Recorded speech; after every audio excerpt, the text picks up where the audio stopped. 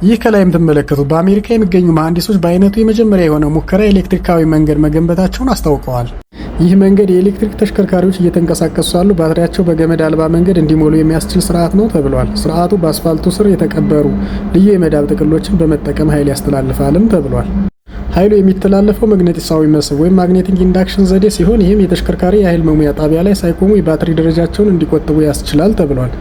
የመጀመሪያዎቹ ምርመራዎች እንደሚያመለክቱ ይህ አዲስ ስርዓት በዝቅተኛና መካከለኛ ፍጥነት ላይ የተረጋጋ የኃይል መሙያ ማሳየት ችሏል ተብሏል። የዚህ ቴክኖሎጂ ፕሮጀክት ዋነኛ ግብ የኤሌክትሪክ ተሽከርካሪዎች ባትሪ ያለቀብኝ ጭንቀት በመቀነስና በትላልቅ ባትሪዎች ላይ ያለውን ጥገኝነት ከማስቀረት የትራንስፖርት ዘርፉን መለወጥ ነውም ተብሏል። በመሆኑም ፕሮጀክቱ ወደ ከባድ ጭነት ማመላለሻ መንገዶችና የከተማ አካባቢዎች እንዲስፋፋ እቅድ ተይዞለታል ሲሉም አስታውቀዋል። ይህ ስርዓት በሀገሪቱ ውስጥ ካሉ እጅግ የላቁ የተለዋዋጭ የኃይል መሙያ ማሳያዎች ዘዴ አንዱ እንደሆነ ተገልጿል። ወቅታዊና አዳዲስ መረጃዎችን ለማግኘት የፕላስ ምልክቱን በመጫን ቤተሰብ ይሁኑ።